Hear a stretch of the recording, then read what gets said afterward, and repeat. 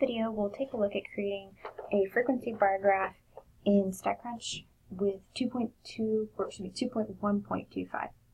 So notice we still have the data open from the last video, and if we want to create a bar plot, we can choose graphics or graph in this case. Some of the older ones, the older versions of StatCrunch had graphics. And then we have bar plot, and then the option here that we want to select is with data. You want to use the with data when you have your raw data. When we say raw data, we mean the entire list that's not summarized in a nice frequency table. We've got raw data, and we want to choose that option since that's what StatCrunch has for us. So then I want to make sure I select my language. So it's over here. I don't really need to do any grouping options. Notice it already has some split bars, but it's not really going to do anything for us here.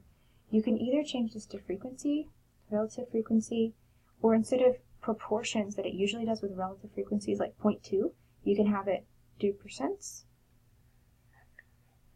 And then here we're going to do ascending, that's the default, and hit compute.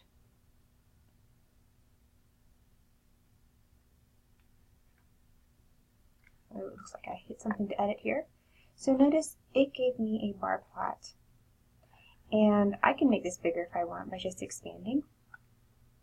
And notice my bar plot gives me, it looks like alphabetical order here. One of the things you can do if you realize, hey, I created a frequency diagram, but what I really wanted was a relative frequency, you can go in and go ahead and change that.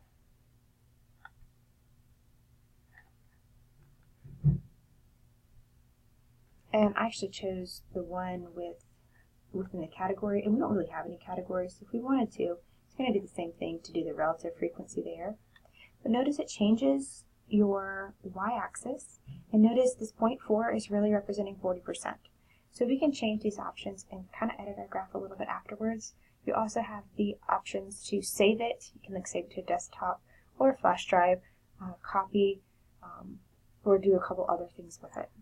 So let's go ahead and take a look at one more graph that you could create. I didn't have you create a pie chart, but StatCrunch does that really nicely as well. So if I hit graph and I do pie chart, again here I could choose the with data option.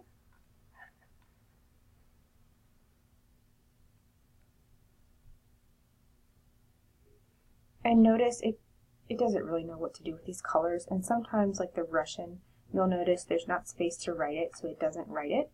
But notice it's also clickable. Like if you hover over the graph, you can take a look at what's in each bar. You can also change the options a little bit and choose what you want to display.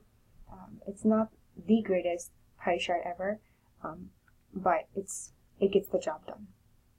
Sometimes you can run into some problems if you're printing this in color. It's not drawing the label to the bar. So let's close that down.